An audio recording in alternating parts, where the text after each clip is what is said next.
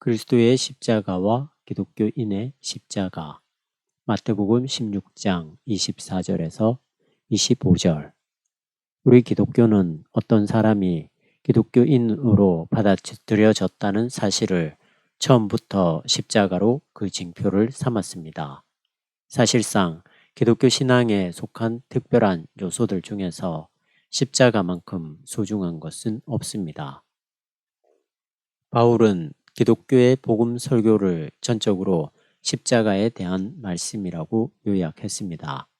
이것은 예수님의 고난과 죽음에 대한 말씀만이 아니라 특히 십자가에 달린 자의 부활을 통해서 성취된 죄와 죽음의 극복을 가리키는 게 확실합니다. 예수님의 부활은 바로 십자가에 달린 분의 부활입니다. 이 사실을 놓치면 기독교의 구원 역사가 자리 잡고 있는 깊이를 오해하게 됩니다. 하나님 자신이 내려가셨던 그 깊이를, 하나님의 사랑이 나타나는 그 깊이를 말입니다. 그곳은 바로 인간의 마음속에 있는 심령과 같은 곳으로서 하나님이 인간을 용서해 주는 곳이며 모든 인간을 새롭게 해주시는 곳입니다. 교회는 해마다 순환절 기간에 예수님이 가셨던 십자가의 길과 그것에 연관된 사건들을 생각합니다. 오늘 순환절을 시작하면서 우리가 심사숙고해야 할 예수님의 말씀에도 역시 십자가는 기독교 신앙의 알맹이입니다. 십자가를 지고 따르라는 예수님의 말씀을 아무 사심 없이 듣는 사람은 분명히 이 말씀의 냉정한 요구 앞에서 당혹스러워질 것입니다. 이 요구는 우리의 신앙생활에서 조금도 흔들림 없이 계속 고수됩니다. 이 말씀이 살아있는 한 예수님과의 일치는 순교를 준비하는 것이나 진배 없습니다. 죄인이라는 판결을 받고 고통스럽게 죽어야 할 마지막 순간까지 예수님과 함께 그의 길을 갈 준비를 하라는 것입니다. 복음서의 보도에 따르면 예수님이 십자가의 죽음을 당해야 할 예루살렘으로 올라가려고 할 때 베드로가 이를 만류합니다. 예수님은 베드로의 조심스러운 그러나 어리석은 이 시도에 대해서 십자가를 지라는 말씀으로 답변하십니다. 예수님은 베드로의 행동에 대해서 매우 극단적으로 반응하십니다. 그는 베드로를 향해서 자기를 잘못된 길로 빠뜨리는 사탄이라고 책망하셨습니다. 예수님이 가야 할 길을 빗나가게 한다는 말씀이었습니다. 사탄아, 내게서 물러가라. 너는 하나님의 생각보다는 사람의 생각을 마음에 두고 있구나. 그리고 이어서 십자가를 지라고 말씀하셨습니다. 여기서 예수님이 말씀하시려는 바는 고난을 피하고 자기를 지키려는 행위는 인간이 생각하는 자기 보호의 노력이라는 것입니다. 그러나 인간의 생각이 아니라 하나님의 생각을 따르려는 예수님의 사명은 다른 방향에서 이루어집니다. 자기를 지키는 게 아니라 자기를 포기하는 게 바로 그 원리입니다. 예수님은 십자가를 지라는 말씀을 통해서 자신이 가야 할 그 길의 원리를 제자들에게 천명하셨습니다. 그렇습니다. 예수님은 제자들에게 보편타당한 생명의 형식을 제시한 것입니다. 즉, 자기를 지키려는 노력은 자기를 잃어버리게 한다고 말입니다. 자기를 포기함으로써만 자기 자신을 참된 생명을 얻게 될 것입니다. 원시 기독교 공동체는 십자가를 짐으로써 자기를 포기하라는 요구를 매우 사실적으로 가장 직접적인 의미로 받아들였습니다.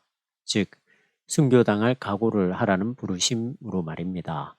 박해가 심했던 초대교회 때는 사실상 많은 경우에 순교는 곧 그리스도에 대한 신앙을 지켜나가기 위해 치러야 할 값이었습니다. 예수님에 대한 신앙 고백은 종종 가장 잔인하게 고통당하며 죽는 길이 되었습니다. 역으로 그리스도에 대한 신실성을 자기 생명으로 지급해야만 했던 초기 기독교인들은 자신들이 받는 고난을 통해서 예수님이 가신 고난의 길에 참여한다는 사실에서 위로를 받았습니다. 이런 일은 기독교의 초기에만 있었던 것은 아닙니다. 비슷한 박해 상황은 기독교의 초기 역사로부터 현재에 이르기까지 항상 거듭해서 일어났습니다. 오늘 우리의 상황은 전혀 이렇지 않습니다.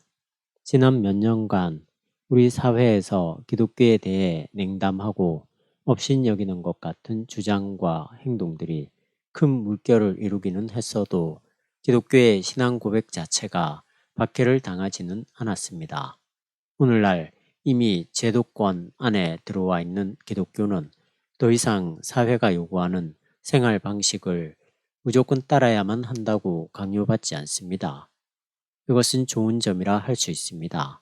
즉, 기독교인에 대한 적개심과 박해가 우리의 현재 상황에서 볼 수 있는 특징은 아니라는 말씀입니다. 따라서 예수님이 말씀하실 때의 상황이 우리와 얼마나 다른지, 또한 순교자들의 교회에 주어진 이후로 계속 기독교 교회에 주어진 십자가를 지라는 말씀의 의미가 오늘 우리와 얼마나 다른지 분명하게 밝혀져야만 합니다. 우리는 오늘날 기독교인으로서 곧이곧대로 이렇게 생각할 필요는 없습니다. 우리에게 순교의 운명이 닫혀져 있는 걸 보니 어쩌면 우리는 무언가 부족한 기독교인에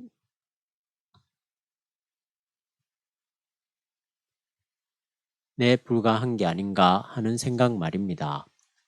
저는 반대로 오늘 우리의 이런 상황이 하나님께 감사해야 할 이유라고 생각합니다. 기독교인의 길이 무조건 예수님의 길이나 초대 기독교의 길과 똑같을 필요는 없습니다. 예수님과 원시 기독교 시대는 그 이후 시대와는 아주 다른 특별한 상황이었으며 이를 통해서 기독교 전체 역사에서 의미심장한 역할을 합니다. 그렇지만 십자가를 지라는 예수님의 말씀이 우리의 상황과 아무리 다른 특수한 상황에서 주어졌다고 하더라도 그 말씀에는 그런 박해 시대에만 적용되는 게 아닌 그 무엇인가 보편타당한 의미가 숨어 있을 겁니다.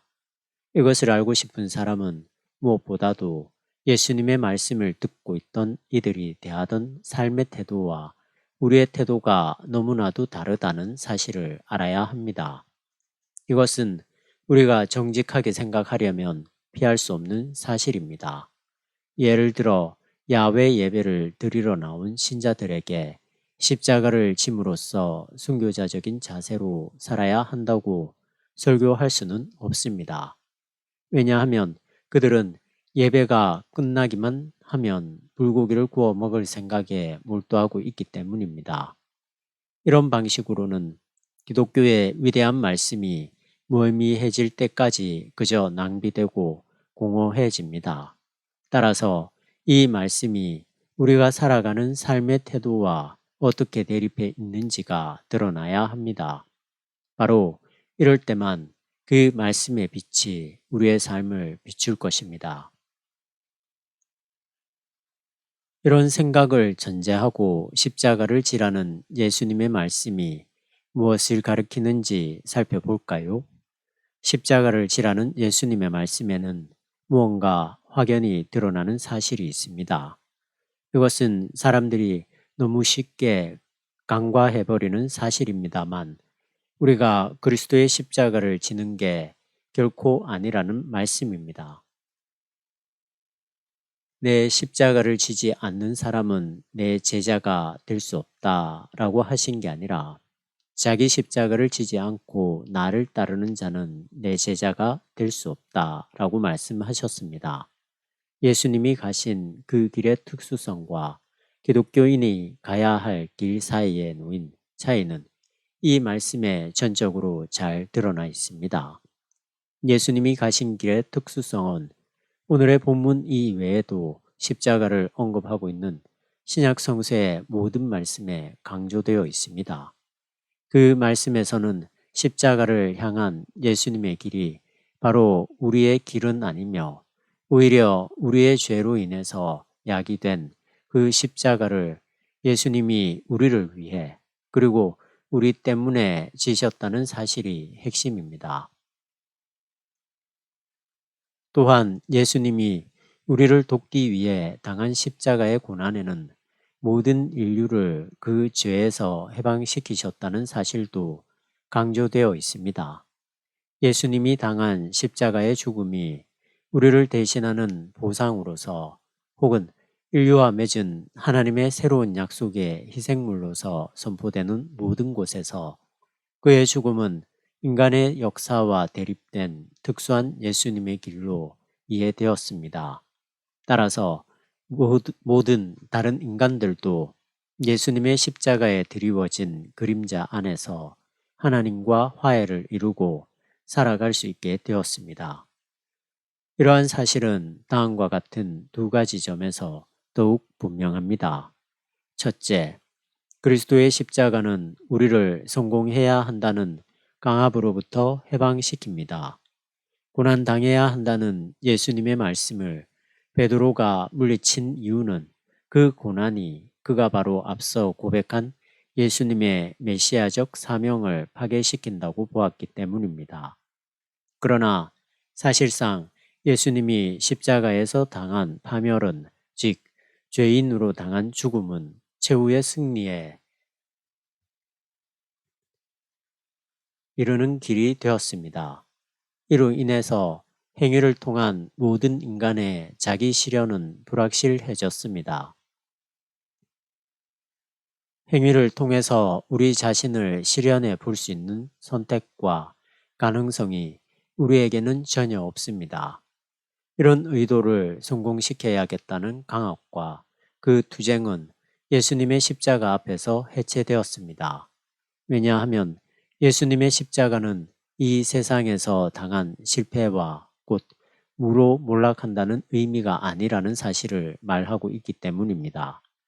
우리는 예수님의 십자가 앞에서 모든 자기 실현의 잠정성과 허약성을 견뎌낼 수 있으며 우리의 노력이 실패로 끝나는 모든 것들을 유효한 것으로 돌려놓을 수 있습니다. 둘째, 예수님의 십자가는 모든 인간들의 삶이 불확실하고 허약하지만 예수님과 연결되어 있는 사람을 예수님으로부터 그리고 그가 선포한 하나님으로부터 갈라놓을 수 있는 것은 그 어디에도 없다는 사실에 대한 확증입니다.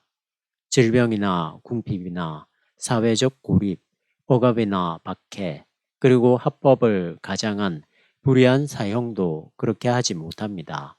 따라서 예수님의 십자가 이후로는 국가의 판단이나 그 어떤 법정도 우리의 양심을 강제하는 마지막 폭력을 행사하지 못하게 되었습니다.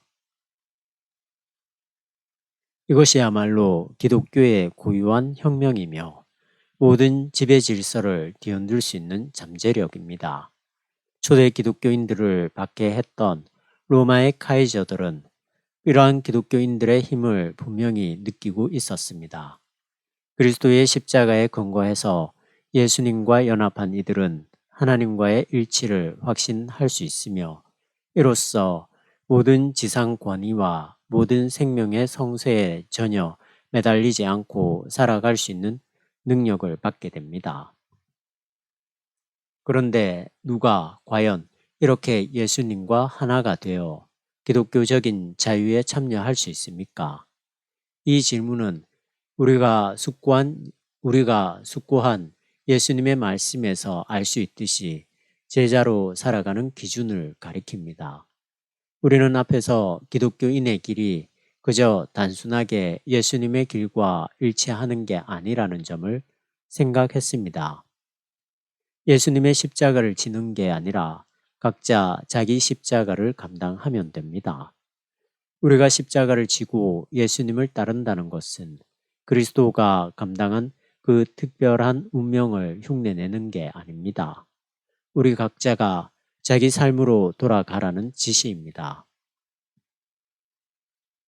그렇다면 우리 각자가 감당해야 할 그 고유한 십자가는 무엇입니까? 이것은 삶의 모든 성쇠, 즉 그리스도의 십자가를 기억하고 견뎌낼 수 있는 고난, 질병, 외로움과 죽음입니까? 기독교인의 고난이 그 어떤 정황적 설명 없이 종종 십자가와 동일시됩니다. 이럴 경우에는 그 어떤 결정적인 요소가 망각될 위험이 있습니다. 예수 그리스도의 십자가는 그에게 일어난 어떤 한 인간적인 고난이 아니었습니다. 그것은 예수님이 자기에게 맡겨진 사명의 결과로 인해 감당해야만 했던 운명이었습니다. 예수님이 하나님의 통치를 선포하는 자기의 사명에 성실하려면 그것 때문에 유발된 적개심을 또한 그것 때문에 파생된 대파국을 피할 수 없었다는 말입니다. 이런 점에서 볼 때 예루살렘을 향해서 올라가시려는 예수님에게 생명을 걸지 말라는 베드로의 선의의 충고를 예수님이 왜 그렇게 야박하게 물리쳤는지 분명합니다. 이 충고를 따르는 것은 하나님의 사명을 배반한다는 뜻이었을지 모릅니다.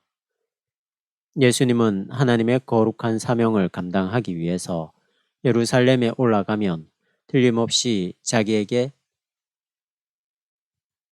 닥칠 그 모험을 받아들였습니다.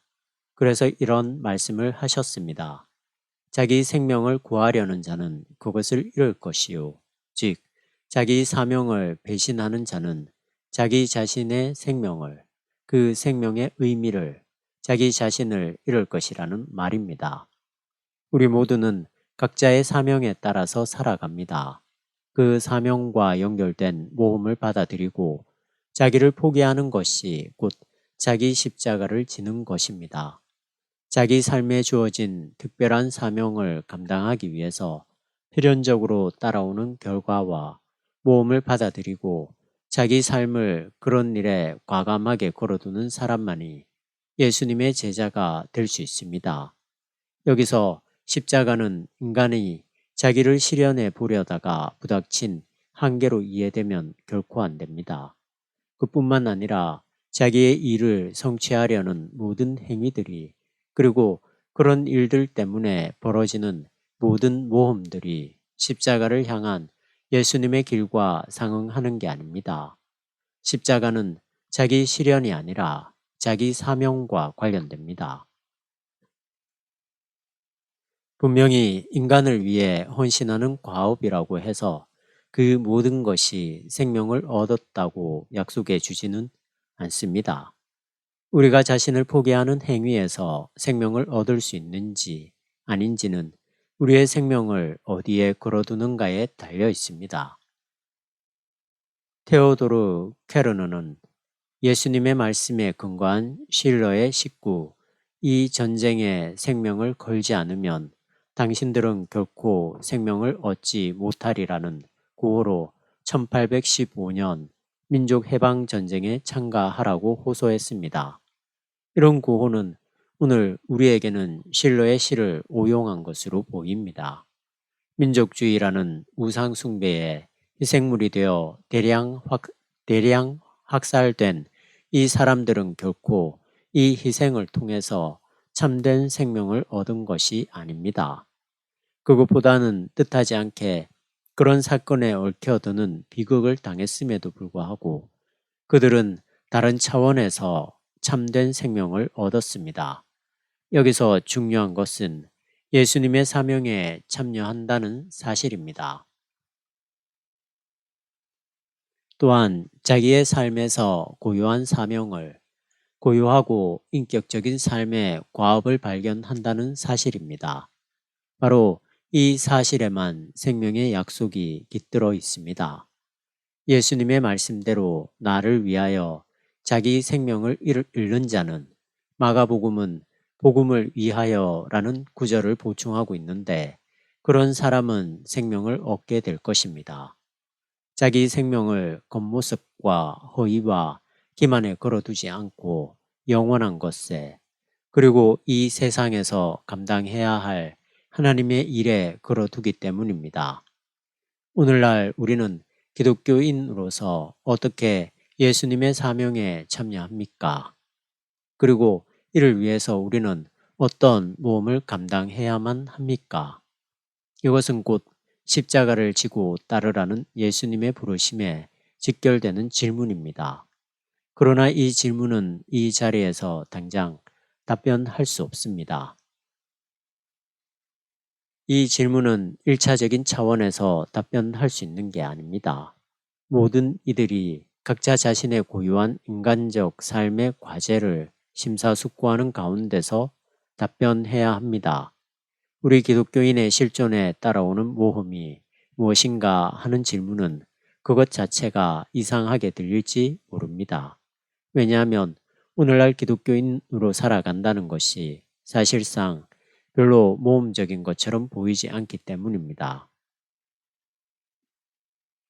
이 사실은 우리가 기독교인으로서 인류를 위한 예수님의 사명을 감당하는 일에 수동적이며 또한 적절하지 못하게 살아간다는 것을 의미하는지도 모릅니다.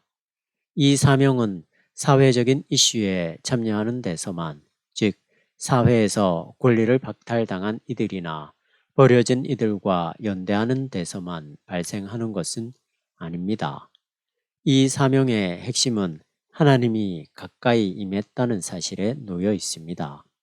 자신의 삶에서 그 사명이 역동적으로 추진되려면 모든 삶의 영역을 하나님이 가까이 계시다는 생각으로 집중시켜야 합니다.